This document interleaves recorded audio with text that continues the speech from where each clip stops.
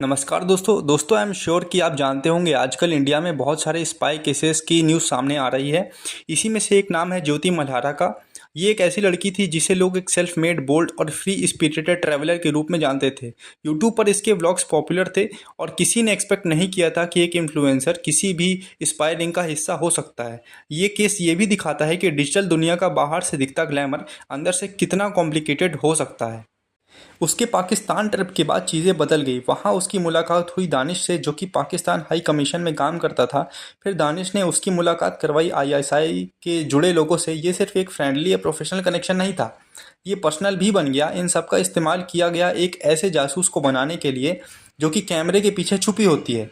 वो apps use कर रही थी जो कि नॉर्मल लोग सोचते भी नहीं, इनक्रिप्टेड ऐप्स जिसे ट्रेस करना मुश्किल हो सकता है। ये सिर्फ ऑनलाइन एप्रिसिएशन या व्लॉग का मामला नहीं था, उसके कंटेंट के पीछे एजेंडा था। उससे कहा गया कि पाकिस्तान को एक पीसफुल और ब्यूटीफुल कंट्री दिखाए, जो कि वो अपने हर वीडियोस में ऐसा दिखाया करती थी। उसने कई ऐसे जगहों के व्लॉग्स बनाए थे जो कि स्ट्रेटेजिक इंपॉर्टेंस रखती हैं। उसका बाली ट्रिप भी सिर्फ हॉलीडे नहीं था, उसके साथ एक पाकिस्तानी ऑपरेटिव था। ये सब शो करता है कि उसे एक सॉफ्ट इन्फ्लुएंसर की तरह डेवलप किया गया जो कि स्लोली पब्लिक ओपिनियन को शेप कर सके। दोस्तों, ये स्ट्रेटजी काफ़ी डीपली प्लान्ड थी। ज्योति जैसे लोगों को इमोशनल या फाइनेंशियल वीकनेस के टाइम टारगेट किया गया। दानिश जैसे लोग उन्हें इमोशनल सपोर्ट, शादी का प्रॉमिस और बाहर घूमने जाने का वादा करते थे। इस मेथड से सिर्फ ज्योति नहीं, पंजाब की गुजला भी फंसी। इसी तरह से पाकिस्तान एक सॉफ्ट और इनविजिबल आर्मी क्रिएट कर रहा है समय दर समय, जिसका हथियार ना ही गन्स होते हैं, ना ही बॉम्ब्स, बल्कि फीलिंग्स और ट्रस्ट था। दोस्तों, इन सब की पूरी प्लानिंग में रिलीजियस रूट्स का भी इस्तेमाल हुआ था। जैसे कि हरकीरत सिंह जैसे लोगों ने वीज़ा के लिए मदद की थी रिलीजन के नाम पर। ये कवर बन गया ताकि कोई शक भी ना कर सके, और इस तरह से एजेंट्स पाकिस्तान जाकर वहाँ के हैंडलर से बिना किसी अटेंशन के मिल सकते हैं।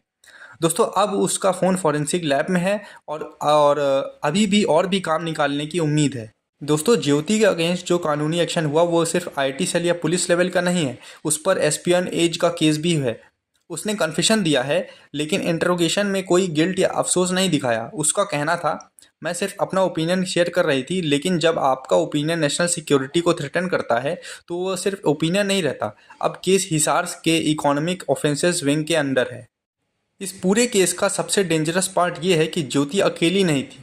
हरियाणा, पंजाब और यूपी में 11 लोग ऑलरेडी अरेस्ट हो चुके हैं और काफ़ी लोग अभी भी सर्विलांस में हैं।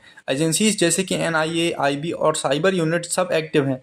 ये एक लॉन्ग टर्म स्ट्रेटजी थी जिसमें स्लीपर एजेंट्स को डेवलप किया गया, जिनका काम आज नहीं तो कल एक्टिवेट होना ही था, और वो प्रोसेस अब शुरू हो चुका है। तो हमने देखा कि आज की दुनिया में जहां सब कुछ सोशल मीडिया पे हो रहा है, वहां नेशनल सिक्योरिटी का बैटलफील्ड भी वर्चुअल हो गया है। तो इन्फ्लुएंसर जो हमें सिर्फ एंटरटेनमेंट या इन्फॉर्मेशन दिखाया करते थे, उन्हें भी यूज़ किया जा सकता है प्रोपोगेंडा और जासूसी के लिए। ये हमने अभी देखा। हर एक व्यूवर को समझना होगा कि ऑनलाइन दिखने वाली हर चीज़ को असली ना माने, और असली एजेंडा क्या होता है ये जानने की कोशिश करें। अवेयरनेस सिर्फ गवर्नमेंट की ड्यूटी नहीं है, ये हमारी भी जिम्मेदारी है।